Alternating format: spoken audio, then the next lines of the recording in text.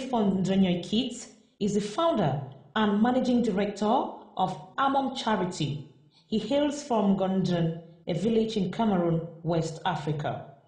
As a social entrepreneur, he was the 2006 recipient of the Greater Houston Business Ethics Scholarship Award for his work on Amom Charity. He loves people and travel and believes that value can be added to humanity in our own little way by being a public servant without a public office.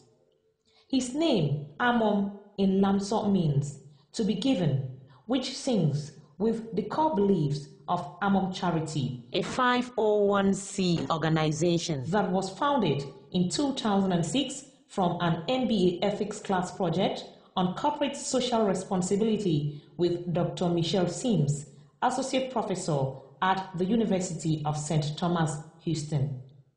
Amom Charity's mission is to economically empower the people of Cameroon to meet with their daily challenges that require urgent intervention, provide solutions, and measurable results.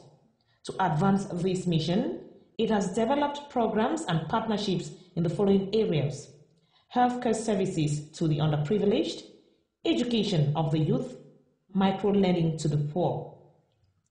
Amom Charity has a diverse team of professionals with over 70 years of experience combined from different geographical regions that make up the board of directors, staff, and volunteers. In December 2006, it donated some soccer balls to St. John the Baptist Primary and Nursery School in Gondren. Through the inspiration of the donation, the soccer school team became the regional football champions for the first time in history. In partnership with other organizations, Amom Charity has successfully carried out projects on nursery school rhymes for 55 schools that will reach out to 3,053 kids. In April 2009, Amom provided textbooks to 251 students at St. John the Baptist Primary and Nursery School in Gondren, which has enabled them to improve, develop their writing skills, build fluency, and enrich vocabulary.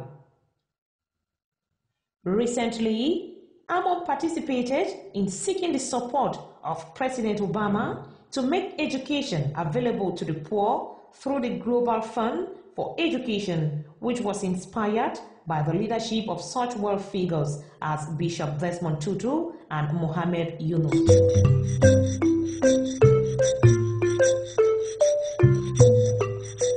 Amom Charity.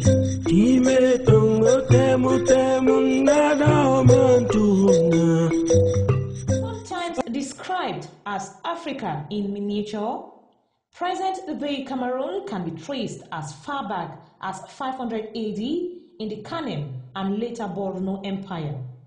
The Portuguese reached the coast of this African nation in 1472, and due to the abundance of prawns found in the Vori River, named the river Rio dos Cameros, meaning river of prawns, a phrase from which Cameroon derived its name.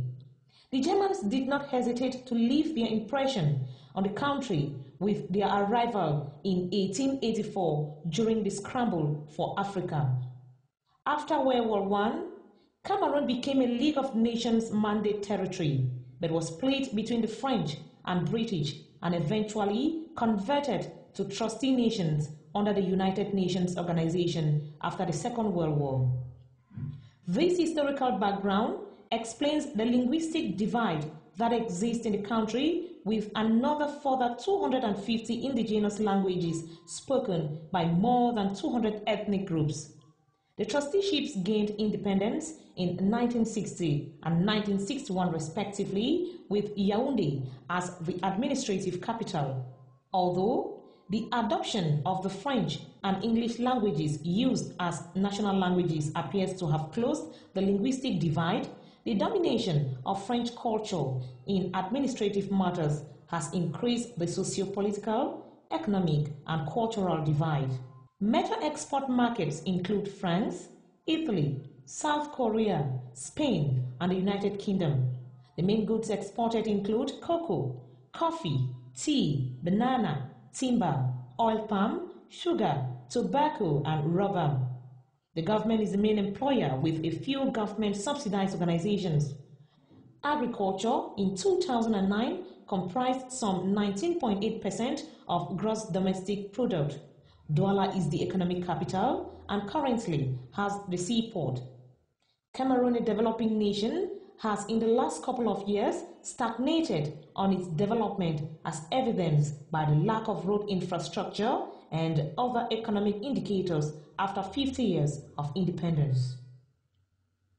Religious beliefs are made up of 40% Christianity, 40% indigenous beliefs, and Islam, which constitute 20% and mostly dominant in the north. There is still a great need for equipping the few schools that exist and build more schools to help increase literacy. This is what a typical primary school looks like. The poor construction built with cheap material, mostly earth, begins to give way barely years after the first set of pupils graduate from the school. Besides the dilapidation, the small classrooms and poverty in general within the community translate into lack of means to perform any rehabilitation of the schools years after its original construction.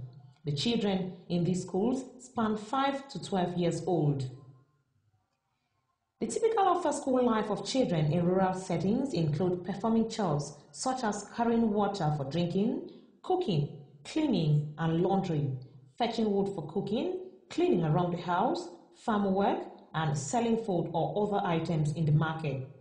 In some of the smaller rural communities, these activities are considered very important in supporting the family. These activities, however, have not only been reserved for after school, but are the life of the kids, especially girls. The boys are herders and hunters of animals and birds. The daily lives of adults are the same as described by those of the kids who learn after their parents. Healthcare is either non-existent or a distance removed from the locals. Many communities are not educated on basic first aid as in many. The few healthcare centers that exist are either understaffed, staffed with unqualified persons, or the equipment are either old or non-working. Education is a basic human right and a significant factor in the development of our children, communities, and countries. Education liberates by empowering women and girls, reducing hunger, fighting HIV, battling poverty to spur economic growth, and promoting global security. Indeed, today's global issues loom large and carry a doomsday message that captures the attention in ways that issue of education does not. It is education that is key to addressing the fundamental problems we all face. Microfinance is vital in the sustainability of our objective, which is to serve our output population who are predominantly at bottom of the global income pyramid, that is, live on less than $2 a day. With over 35% unemployment rate in Cameroon, the mostly literate labor force, if given access to microfinance, will provide room for social stability, increase savings, and give a better chance for the underprivileged to have access to loans, which would, as a result, move them above the poverty line.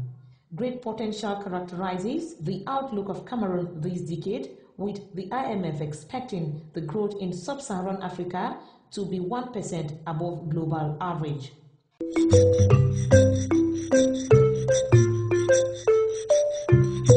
Amom Charity.